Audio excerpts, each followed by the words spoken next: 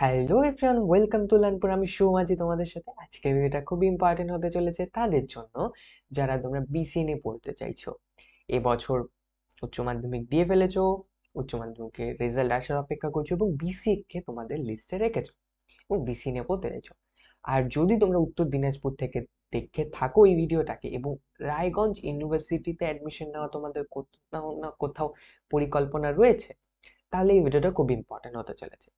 আর আবারও বলছি, যারা তোমরা এই ভিডিওটা রায়গঞ্জ ইউনিভার্সিটি থেকে এসেছো তাদেরকে আবারও বলছি, এটা রায়গঞ্জ ইউনিভার্সিটিতে বিসিএ ডিপার্টমেন্ট নিয়ে আলোচনা, পুরো ডিটেলস ভিডিও হতে চলেছে।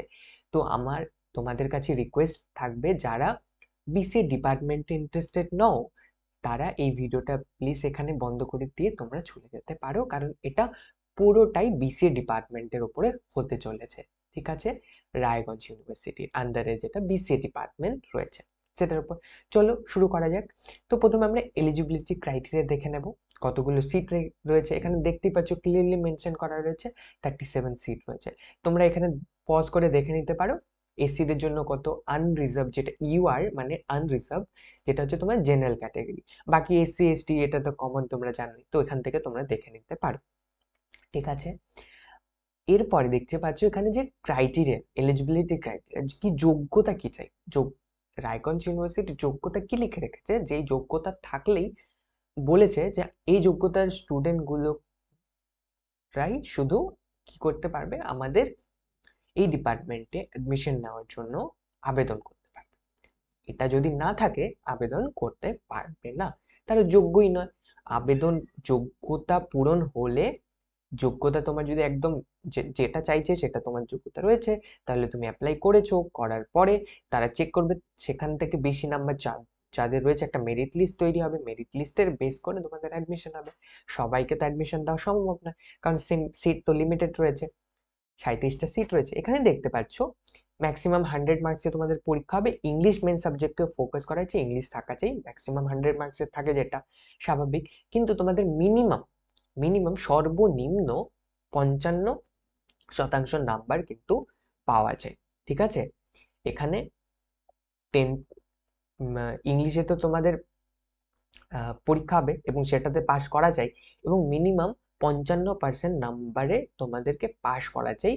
তার মধ্যে এক্সক্লুডিং মানে এই যে 55% নাম্বার তোমার তৈরি হবে, এর মধ্যে কিন্তু এনভায়রনমেন্টাল স্টাডিজ যদি বলে ইভিএস সাবজেক্ট থেকে থাকে সেটাকে বাদ দিতে হবে। তারপরে হচ্ছে এনভায়রনমেন্টাল এডুকেশন যদি থেকে থাকে সেটাকেও বাদ দিয়ে তোমাদেরকে কাউন্ট করতে হবে, কারণ এরা university environmental studies and environmental education কিন্তু কনসিডার করবে না। এই দুটোকে বাদ দিয়ে তোমাদের পার্সেন্টেজ 55% হওয়া চাই। এবার ইন ক্লাস 10+2 মানে হচ্ছে উচ্চ মাধ্যমিক 12 এক্সামে এবার কি হয়েছে, এটা তো তোমার গেল মিনিমাম 45%। ঠিক আছে, মিনিমাম 40% যেগুলো তোমার থাকছে কি, এই এই দুটো সাবজেক্টকে বাদ রেখে। ঠিক আছে, এরপরে কি রেখেছে, এরপরে ক্লাস উচ্চ মাধ্যমিকে তোমাদের মিনিমাম 45% নাম্বার থাকতে হবে। বাকি টোটালটা তোমার তো 55%। ক্লিয়ার? আবারও বলছি, আরেকবার বলছি, ভালো করে শুনবে। 55% নাম্বার তোমাদের কিন্তু অলরেডি পুরোটা মিলে মানে সমস্ত সাবজেক্ট মিলে 55%। ক্লিয়ার? ক্লিয়ার একদম। এবার তার মধ্যে হয়তো পার্টিকুলার একটা সাবজেক্ট রয়েছে ম্যাথমেটিক্স বা কম্পিউটার সায়েন্স, কম্পিউটার অ্যাপ্লিকেশন বা ইলেকট্রনিক্স। এই যে কত সাবজেক্ট, অঙ্ক, কম্পিউটার সায়েন্স বা কম্পিউটার অ্যাপ্লিকেশন বা ইলেকট্রনিক্স রয়েছে তোমাদের। কম্পিউটার অ্যাপ্লিকেশন রয়েছে, ভালো কথা। দাদা আমার অঙ্ক নেই, দাদা আমার কম্পিউটার সায়েন্স নেই, সায়েন্স বলে কিছুই নেই, শুধু একটা জিনিস রয়েছে সেটা হচ্ছে কম্পিউটার। ভালো, তোমার কম্পিউটার অ্যাপ্লিকেশন রয়েছে, ওয়েল অ্যান্ড গুড, তুমি এখন বিসিএ তে অ্যাডমিশন নেওয়ার যোগ্য। 55% টোটাল 55%-এর উপরে নাম্বার রয়েছে উচ্চ মাধ্যমিকে। আর পার্টিকুলার কম্পিউটার অ্যাপ্লিকেশন সাবজেক্টে তোমার 45%-এর উপরে বেশি নাম্বার রয়েছে। তাহলে মিনিমাম 45%, সর্বনিম্ন 45, তো এর নিচে হলে হবে না। এর সমান সমান 45%-এর সমান বা তার থেকে উপরে হতে হবে। যদি থাকে তাহলে তুমি অ্যাপ্লাই করার যোগ্য একদম। ঠিক আছে, একদম যোগ্য। এবং এটা কি লিখেছে, ফর দ্য ক্যাটেগরি, এটা ছিল তোমার OBC A, OBC B, unreserved ক্যাটাগরির জন্য, এই ক্যাটাগরিদের জন্য এলিজিবিলিটি ক্রাইটেরিয়া কিন্তু 45%। 45% ক্লিয়ার। এই এই এটাই দেখতে পাচ্ছ, এইটুকু শুধু এই ক্যাটাগরিটার জন্য। এবার অর, এখানে অর লিখে রেখেছে, বা এই ক্যাটাগরির আন্ডারে এটা হলেও চলবে। 45 হচ্ছে যে কোনো একটা সাবজেক্ট, এই চারটের মধ্যে যে কোনো একটা, মানে 1 2 3 4টের মধ্যে একটা 45, বা অর লিখে রেখেছে অর এটাও হতে পারে যে তোমার 55% মার্কস রয়েছে, সরি 50% মার্কস রয়েছে, ঠিক আছে, ইন টোটাল মিলে। আর মিনিমাম কোনো একটা সাবজেক্টে যদি 45% নাম্বার রয়েছে, তাও কিন্তু তোমরা এটা হয়ে যাবে, ঠিক আছে। And for physically challenge candidates, এটা কিন্তু পিডব্লিউডি ক্যান্ডিডেটদের জন্য শুধু, ঠিক আছে। এটা কাদের জন্য? এটা তোমার গেল unreserved, OBC A, OBC B, unreserved category. General category যারা জেনারেল, তাদের জন্য এই ক্যাটাগরিয়া 55% ইন টোটাল, 45% এই চারটে সাবজেক্টের মধ্যে যে কোনো একটাতে। এটা পিডব্লিউ যে যারা ফিজিক্যালি হ্যান্ডিক্যাপ, যেখানে মধ্যে ফিজিক্যালি চ্যালেঞ্জ ক্যান্ডিডেটসদের জন্য এটা 50% ইন টোটাল নাম্বার, 45% যে কোনো একটা সাবজেক্টের মধ্যে। এই যে অপশনগুলো, ম্যাথমেটিক্স, কম্পিউটার সায়েন্স বা কম্পিউটার অ্যাপ্লিকেশন, ইলেকট্রনিক, এগুলোর মধ্যে একটার মধ্যে তোমাদের যদি থেকে থাকে, তার মধ্যে 45% নাম্বার চাই। ক্লিয়ার? ক্লিয়ার একদম। এরপরে নেক্সট ক্যাটাগরি কি পড়ে রইলো, সেটা schedule caste, schedule type. Schedule caste and schedule ট্রাইবের মধ্যে এই পাসিং এর হতে হতে লাগবে যে 2023, 22, 21, 20, 19 এগুলোর মধ্যে একটাতে পাস করলেই হলো। তার মধ্যে তোমাদের এখানে কি লিখেছে, ইংলিশে তো পাস করতেই হবে। তারপরে in total minimum number 50%, minimum 50% তোমাদের টোটাল নাম্বার, টোটাল করার পর পার্সেন্টেজ যদি বের করো এবং সেটা যদি 55% হয়, তার মধ্যে এনভায়রনমেন্টাল স্টাডিজ এবং এনভায়রনমেন্টাল এডুকেশনকে বাদ দিয়ে, তাহলে তুমি প্রথম ক্রাইটেরিয়া মিট করে গেলে, ফার্স্ট ক্রাইটেরিয়া। সেকেন্ড ক্রাইটেরিয়া কি? 40% মার্কস, 40, শুধু 40, 45 না, এটা এসসি আর এসটিদের জন্য শুধু 40% মার্কস লাগবে। কার? ম্যাথমেটিক্স, কম্পিউটার সায়েন্স বা কম্পিউটার অ্যাপ্লিকেশন বা ইলেকট্রনিক্সে, ঠিক আছে। এই সাবজেক্টগুলো, এগুলোর মধ্যে যে কোনো একটাতে, যে কোনো, সবগুলো না, যে কোনো একটাতে তোমাদের 40% নাম্বার থাকলেই ব্যাস হয়ে গেল। এটা হলো। এরপরে হচ্ছে, এটা তোমাদের আমি বলে দিলাম হচ্ছে তোমাদের এলিজিবিলিটি ক্রাইটেরিয়া, ঠিক আছে, পুরো এলিজিবিলিটি ক্রাইটেরিয়া নিয়ে। এবার আমরা ইউনিভার্সিটি পোর্টালে চলে যাচ্ছি। ইউনিভার্সিটি পোর্টাল, এখানে দেখতে পাচ্ছ অ্যাডমিশন। এবার এখানে ইউনিভার্সিটি পোর্টাল থেকে পাওয়া তথ্য অনুসারে এখানে বিসি আমরা চেক করে নিই একবার। বিএসসি অনার্স বিসিএ, ঠিক আছে।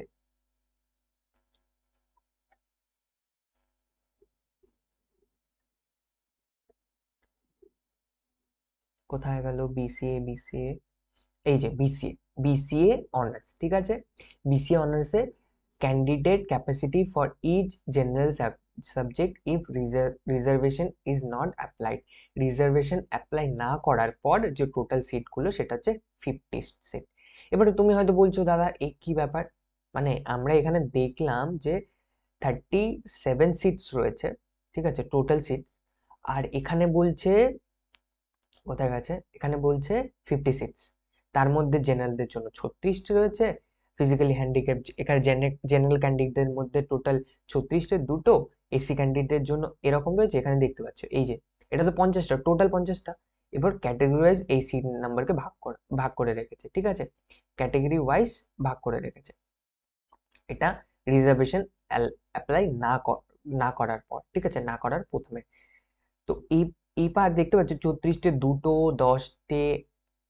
এবার হচ্ছে তোমার শিডিউল, এটা শিডিউল কাস্ট ক্যান্ডিডেট জন্য, ঠিক আছে, তার মধ্যেও দুটো রয়েছে, একটা ফিজিক্যালি হ্যান্ডিক্যাপ যারা রয়েছে, যারা ফিজিক্যালি চ্যালেঞ্জ রয়েছে, তাদের জন্য 10, এখানে তাদের জন্য কটা রয়েছে, তাদের জন্য হচ্ছে তোমাদের একটা। আর যারা এমনি নর্মাল, তারা তাদের জন্য 10টা। এবার এখানে দেখতেই পাচ্ছ, এখানে তোমার টোটাল 60 লিখে রেখেছে, ঠিক আছে। Total candidate capacity general plus SC plus ST, এটা কিন্তু সমস্ত ক্যাটাগরি মিলে, ঠিক আছে। আর এটা প্রত্যেকটা জেনারেল সাবজেক্টের জন্য রিজার্ভেশন ছেড়ে, ঠিক আছে। তো টোটাল তোমরা বলতেই পারো, টোটাল হচ্ছে 60, কতগুলো সিট হচ্ছে? টোটাল 60 সিট আমাদের হচ্ছে। এখানে বলতে পারবে এখানে হয়তো প্রশ্ন যাচ্ছে যে দাদা ওখানে আলাদা ছিল এখানে আলাদা, এটা কেমন করে? কারণ এটা লাস্ট ইয়ারের, আমি লাস্ট ইয়ারের সিট ম্যাট্রিক্সটা তোমাদেরকে দেখাচ্ছি ফর দ্য একাডেমিক সেশন 2023-24। বুঝতে পারছো?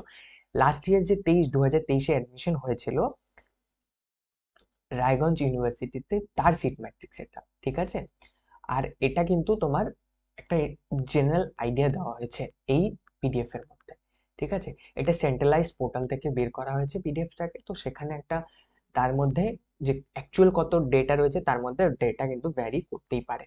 তো এটাকে ইউনিভার্সিটির পোর্টাল থেকে আমি বের করেছি, ইউনিভার্সিটির পোর্টাল থেকে বের করা সিট ম্যাট্রিক্স, লাস্ট ইয়ারে যে রকম সিট ম্যাট্রিক্স তারা দিয়ে রেখেছিল সেটাই আমি দেখাচ্ছি। এই বছর হয়তো সিট ম্যাট্রিক্স কমে যেতে পারে বা বেড়ে যেতে পারে, সেটা কলেজ এবছরের জন্য সিট ম্যাট্রিক্স রিলিজ করবে, ঠিক আছে? সেই সিট ম্যাট্রিক্স অনুযায়ী এবার অ্যাডমিশন হবে। সেটা পরবর্তীতে তোমরা কমেন্ট বক্সে আমাকে জানিও, যদি জানবার থাকে আমি জানিয়ে দেবো সিট ম্যাট্রিক্স সমস্ত বিষয়। এবার এবার কি হচ্ছে, আমরা এবার হচ্ছে ফিস। এবার হচ্ছে অনেকের প্রশ্ন হচ্ছে সিট হয়ে গেল, এলিজিবিলিটি ক্রাইটেরিয়া বলে ফি স্ট্রাকচার, দাদা টাকা এবার হচ্ছে পয়সা হচ্ছে যে কত টাকা আমাকে কলেজকে বিসিএ পড়াবার জন্য দিতে হবে, ঠিক আছে? এখানে দেখতেই পাচ্ছ বিএন বেঙ্গলি অনার্সের জন্য 2020 টাকা, ঠিক আছে? এটা আছে দিতে হবে। First admission fees first semester, admission fee first semester, ঠিক আছে? এটা তোমরা যদি মনে করো যে আমরা প্রথম 1 বছরের জন্য দিয়ে দিচ্ছি, সেটা নয়। তোমাদের অ্যাডমিশন ফি থাকছে সেখানে ভর্তির টাকা, প্লাস প্রথম যে সেমেস্টার তার টাকাটা, তো দুটো মিলে এই টাকাটা হচ্ছে, ঠিক আছে? এমন নয় যে পুরো বছরের, না না, তোমাদের পুরো বছরে দুটো semester, first semester second semester, so first semester admission ফি এটা, ঠিক আছে? এখানে আমরা চলে যাব হচ্ছে বিসিএ তে, bachelor of computer application honours. এখানে দেখতে পাচ্ছ কত টাকা রয়েছে, দেখতে পাচ্ছ? ভালো করে দেখো, জুম করছি, 7,000, 7,000 টাকা তোমাদের অ্যাডমিশন ফিস প্লাস ফার্স্ট ইয়ারের সেমেস্টার ফি, দুটো মিলেই কিন্তু তোমাদেরকে 7,000 টাকা দিতে হবে। তারপর যখন সেকেন্ড সেমিস্টারে উঠে যাবে তার অ্যাডমিশন ফি এবং সেমিস্টার ফি তোমাদেরকে দিতে হবে। সেটা হয়তো সম্ভবত, সাধারণত সেটা প্রথমবারের থেকে একটু কম হয়, কম হতে পারে বা সেমই থাকতে পারে, বা বেশি হওয়ার সম্ভাবনা খুবই কম, কারণ প্রথমবারটাই বেশি হয়, তারপরে গুলো সবগুলো কমতে থাকে, খুব একটা বেশি উপর নিচ হয় না, ঠিক আছে? কমতেই পারে, বাড়বে না। এটা তোমাদের হয়ে গেল, এটা তোমাদের হয়েছে ফার্স্ট ইয়ারের, এটা তোমার BCA Raiganj university fee structure. সেটা 2023-24 কথা বলছি, ঠিক আছে? প্রিভিয়াস সেশন, আবারও বলে দিচ্ছি, আমি যতগুলো ডেটা এখানে তোমাদের শো করছি সেটা লাস্ট ইয়ার, মানে 2023-24 যে অ্যাডমিশন হয়েছিল সেটা, সেটা ইউনিভার্সিটির থ্রু হয়েছিল। এবার তো সেন্ট্রালাইজ পোর্টাল, যেমন আমি একটা ভিডিও আগের থেকে বানিয়ে রেখেছি যে এবার সেন্ট্রালাইজড হতে চলেছে, তো সেই ভিডিওটা না দেখে থাকলে যে কিভাবে হতে চলেছে তোমরা দেখতে পারো, চ্যানেলে রয়েছে, সেন্ট্রালাইজ পোর্টাল বলে, ঠিক আছে? সেই পোর্টাল অনুসারে এবার হবে, এবং ফি স্ট্রাকচার ভ্যারি করতে পারে, ফি স্ট্রাকচার হয়তো আহ, কমে গেল, যেহেতু সেন্ট্রালাইজ আছে তো হয়তো কমে গেছে বেড়ে গেছে, তো বিভিন্ন জিনিস হতে পারে। বাট তোমরা একটা রাফলি আইডিয়া রেখে দিতে পারো, ফ্যামিলিকে, বাবা মাকে জানিয়ে রাখতে পারো কি বাবা এত টাকার প্রয়োজন আছে, বাবা মা এত টাকার প্রয়োজন আছে, আমি এটা নিয়ে পড়তে চাই, তো এত টাকা আমরা রেডি করে রাখছি কোনোভাবে। তো এটা আমি তোমাদেরকে একটা ব্রিফ আইডিয়া দেওয়ার জন্য যে কেমন কেমন করে হতে পারে, কতটা কি হতে পারে, এরকমই ওপর নিচ ভ্যারি করবে, ঠিক আছে, ফি স্ট্রাকচারের মধ্যে। আর সিট ম্যাট্রিক্সও এরকম হতে পারে। তো এই ছিল রায়গঞ্জ ইউনিভার্সিটি বিসি ডিপার্টমেন্ট নিয়ে পুরো আলোচনা। আই হোপ তোমাদের ভালো লেগেছে। আর যদি তোমাদের কোনো কোয়ারিজ থাকে তো কমেন্ট বক্স আর ইনস্টাগ্রাম তোমাদের জন্য সর্বদাই খোলা রয়েছে, তোমরা সেখানে তোমাদের কোয়ারিজ, প্রশ্ন যা আছে তোমরা আমাদের জানাতে পারো, আর আমাদের টিম যত দ্রুত সম্ভব সেটার উত্তর দেওয়ার চেষ্টা করবে। আর যদি তোমাদের কোনো স্পেশাল রিকোয়েস্ট থাকে আর এটা নিয়ে আরো ডিটেলসে জানবার থাকে সেন্ট্রালাইজ পোর্টালে কিভাবে হবে, তো প্লিজ প্লিজ প্লিজ তোমরা একটা কমেন্ট বক্সে রিকোয়েস্ট করে দিও যে তোমরা দেখতে চাইছো। না হলে কি হয়, আমার পক্ষে আর আমার টিমের পক্ষে জানাটা খুবই মুশকিল হয়ে যায় যে আমাদেরকে এই বিষয়ে ভিডিও বানানো উচিত কি উচিত নয়, ঠিক আছে? তারা সেটা দেখতে ইন্টারেস্টেড কিনা, তো তোমরা যদি জানিয়ে রাখো না তো আমার খুবই ভালো লাগে, আর একটা ইন্টারেস্ট চলে আসে কি হ্যাঁ, সবাই দেখতে চাচ্ছে বা এই ভিডিওতে তারা চাইছে আমি ভিডিও বানাই, তো তখন আমরা ভিডিও বানাতে পারি। আদারওয়াইজ আমরা বানিয়ে রাখলে সেটাতে ইন্টারেস্ট শো না হলে আমাদের মনে হয় যে এটার উপর আহ, কেউ জানতে চাইছে না, তো আমাদের অন্য কোনো টপিকের উপর ভিডিও বানানো উচিত।